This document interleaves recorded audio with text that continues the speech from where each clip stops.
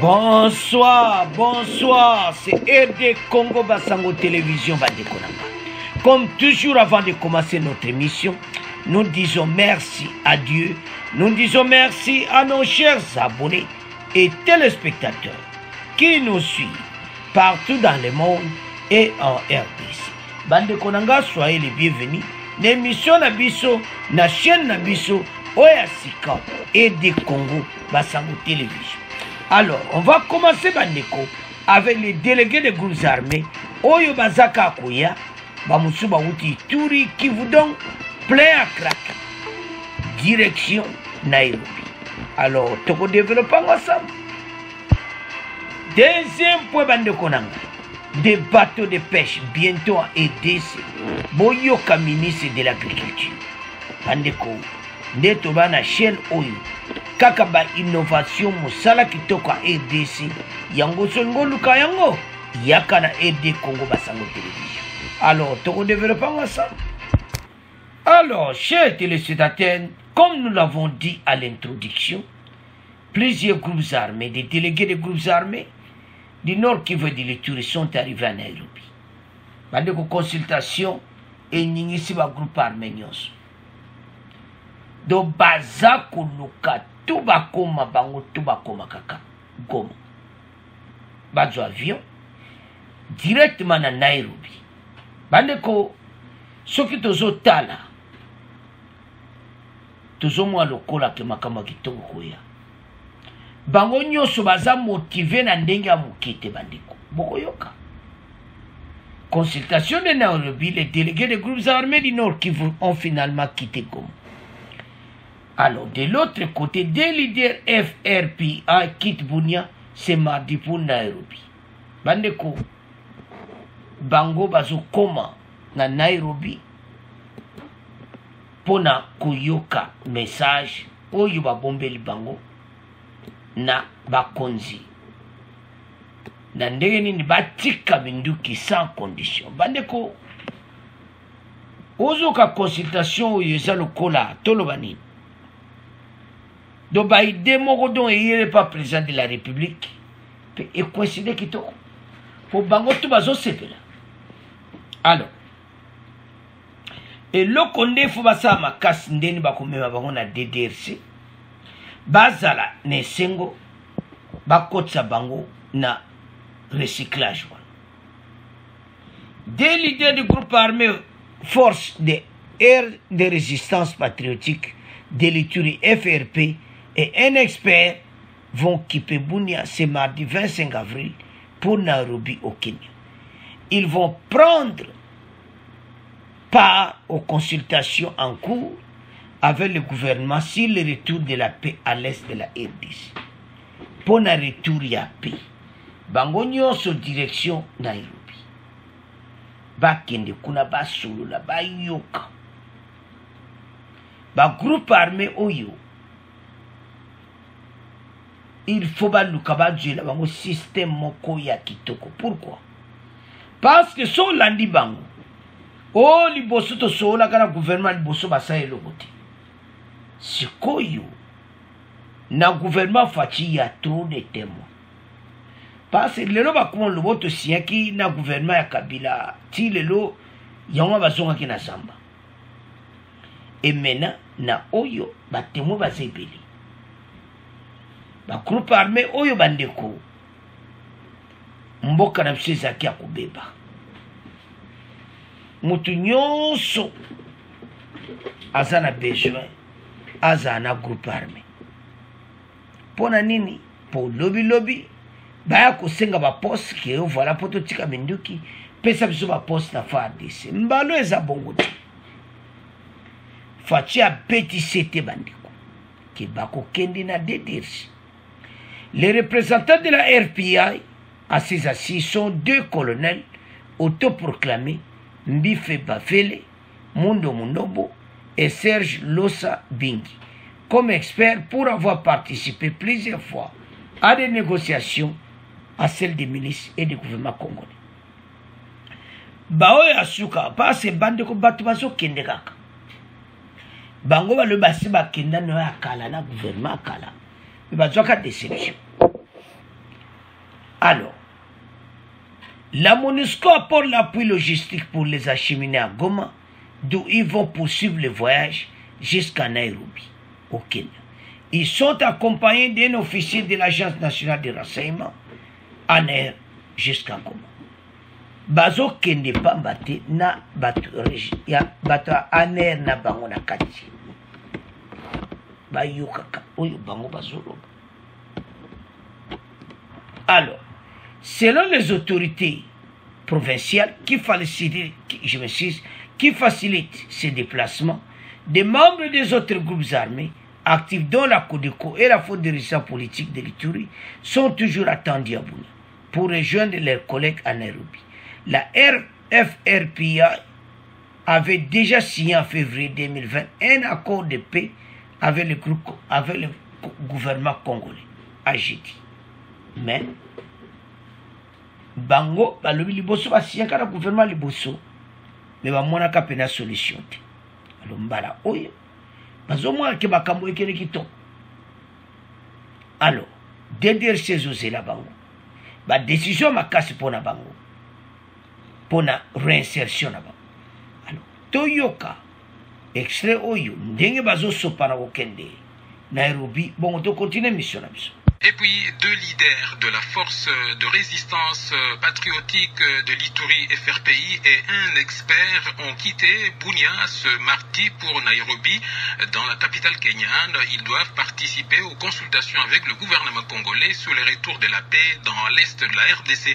Par contre, les miliciens de la Codeco réclament d'être notifiés officiellement par le président Félix Tshisekedi avant de faire le voyage de Nairobi.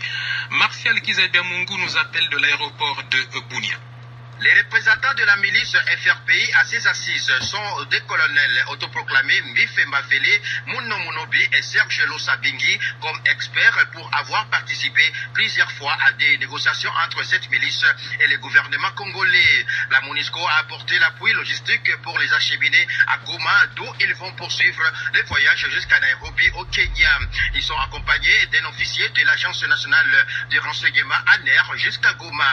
Selon les autorités provinciales qui facilitent ces déplacements, des membres des autres groupes armés actifs dont la Codeco et la FPIC sont toujours attendus à Bunia pour rejoindre leurs collègues à Nairobi.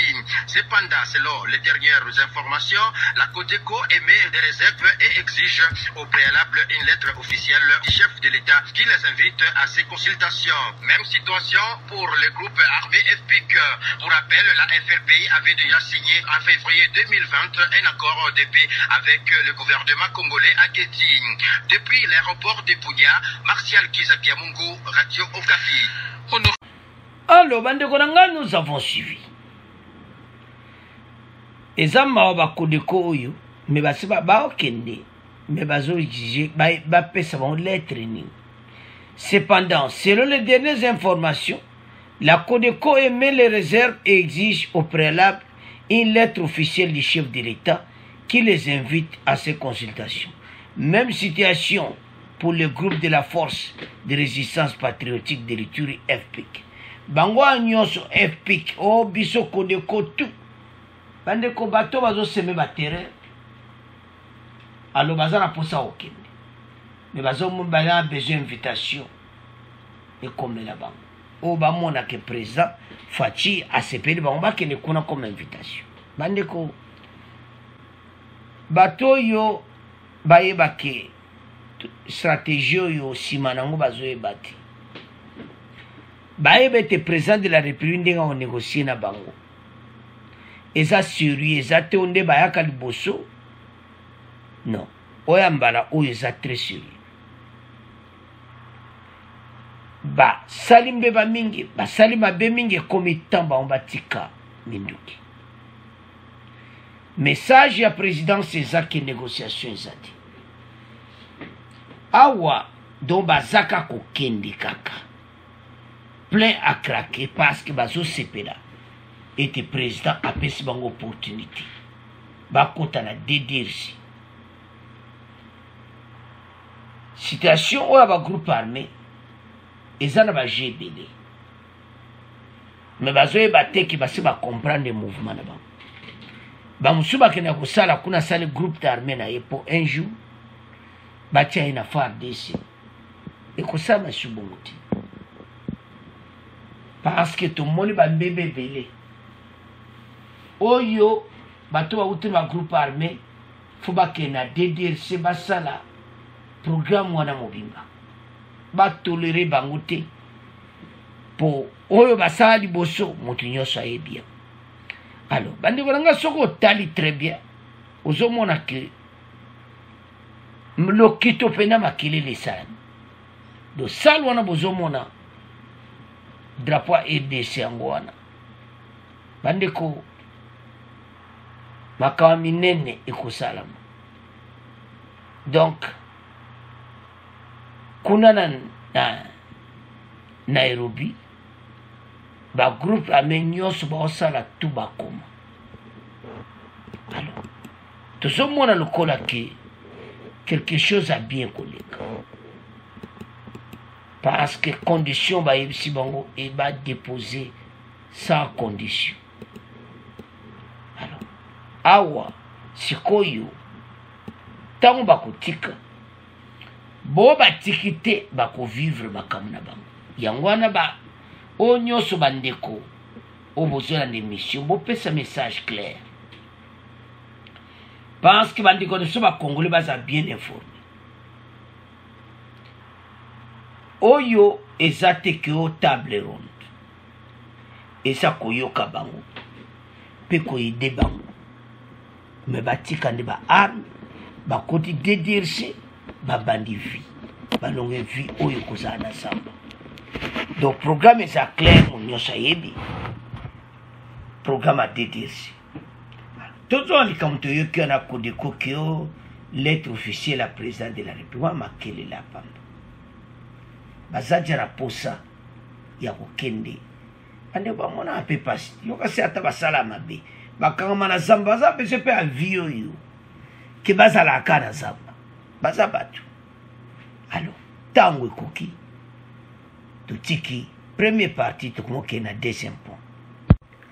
Alors bandeko na nga tolobaki innovation na innovation des bateaux de pêche bientôt en RDC boyoka ministre de l'agriculture bandeko makambo ya shinsharo tokonozwa na Namibie ministre ya agriculture adu ba décision yango toyesa bacongolais lelo bozomonaka makambo boye ce sont des projets à long terme.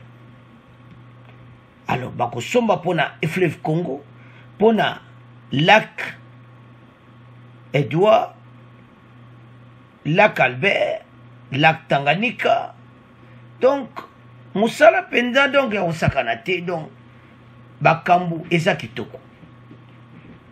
Alors do ba rivière na biso nyonso bakozwa yango. En perspective du projet du gouvernement pour l'acquisition des bateaux de pêche, le ministre de Pêche et Élevage, Adrien Bokele, Njema séjourne à Matadi, chef-lieu de la province du Congo central, depuis dimanche pour des séances de travail avec les responsables de la société congolaise de pêche, je m'excuse, Sokopé, basée à Matadi. Devant la presse, Adrien Bokele a fait savoir que cette décision du gouvernement de doter de la République démocratique du Congo des bateaux de pêche s'inscrit dans sa quête de la relance de la production halieutique. Bandeko, makambo oyo ezaki ba idée déjà pima na ba conseil des ministres, makambo ya kalmena, toyokaki yango ekomi sikoyo réalité. Azoke kokutana société oyo ezotala makambo oyo basa arranger basomba ba bateau de pêche ya minene bandeko pona koede pona fleuve Congo. Donc na mosusu o biso moto ko pêcher ba chinchard ba côté mwanda ya coste na biso. Alors donc moins des au bord de la mer makambo bela kitoko sala makuna. Avançons. Nous voudrons que la population mange et nous sommes disposés maintenant à travailler pour que cette relance de la production soit effective, a déclaré le ministre Adrien Bokele. Ministre Yewana, alobi comme étant oyo basomba ba avion ba bateau, je m'excuse, basomba ba bateau de pêche na fleuve Congo, na lac Tanganyika et puis lac Albert et le système du fleuve Congo. Donc masolo kitoko, acquisition de bateaux de pêche pour réduire la dépendance du pays. Alors, en janvier, le ministre des Pêches et Élevage a, dans un courrier adressé au peuple, au Premier ministre Jean-Michel Sama Lukonde, sollicité une provision de 15 millions de dollars américains en vue d'acquérir des chalutiers pour la pêche à la côte maritime et 4 petits bateaux pour les eaux intérieures, principalement lac Tanganyika, lac Albert et les systèmes du fleuve Congo. Donc, Moussa Zali va se préparer et tout comme un bateau. Oyo mutinyo sa ko sepela mboka oyo ke liboso. Bandeko botala ndeni makambo ezo ya minene. Nous voudrons que la population mange et nous sommes disposés. Donc, ceux qui vont comprendre. En janvier, le ministre des Pêches et Élevage a, dans son courrier adressé au Premier ministre, Jean-Michel Sama Lukonde, sollicité une provision de 15 millions de dollars en vue d'acquérir des chalutiers pour la pêche à la côte maritime, 4 petits bateaux de pêche pour les eaux intérieures et principalement pour les lacs Tanganyika et Albert, 2. Donc Botala, à peu près 10 bateaux. Donc, tout le monde a bien que le gouvernement a fait l'effort. Il y a un peu de ça, il y a un peu de lac Makambo. Le ministre Adrien Bokele demande le processus d'acquisition des bateaux de pêche pour réduire la dépendance. Pour réduire la dépendance, toujours dépend de l'exportation. Na importation tout ça qu'on importer ba fiche alors qu'il puisse monter qu'on pêcher. Mais comme dans le monde moderne et comme étant bango tout bazala na yam parce que bateau sans bateau et ça moi pas si bateau pêcher na ba normal ndenge ba pêcher na ba boîte wana et koki pena ko alimenter te pour biloko se sentir biloko comme belé qui te na marche. Somona. Donc il y a une tentative na yango. Alors ba bateau bandeko esungaka. Beaucoup mona pena que ce ba bateau ne bandi en fonction. OK, la souté et desera ko li a changer comme le pamba. Yango na gouvernement mon ki asomba yango. Ba bateau ekozala na fleuve Congo, puis na lac Albert, et puis na lac Tanganyika. Alors, bandeko sikoyo ki salume banda, bango nyonso bazo travailler makasi. Gouvernement ya ba wario to supporter bango. Botala effort bazo sala. Lelo to komina bateau mais makama Namibie wana esili yango bandeko na ngai. Donc musala oyo ya pêche eko ede mboka na biso ekolongola chômage ba jeune beba onza misala travail ko salama botala ba innovation oyo mboka na biso bazoyela biso. Le ministre Adrien Bokele démarre le processus d'acquisition bandeko des bateaux de pêche pour réduire la dépendance. Donc, combien on a train de 15 millions de dollars, 2 écosala pour la fleuve Congo, 4 petits bateaux pour la Tanganyika et Albert et le système fleuve Congo 2. Donc, kitoko pour Batouba, lia bien, na talo moke, ba ko alimenter mboka. Alors, bande konangai, c'est à ce point comment clôturer mission pour abonner massivement aux chaîne Nabiso, deuxième chaîne à Congo News 24, pour partager. Au revoir, à la prochaine.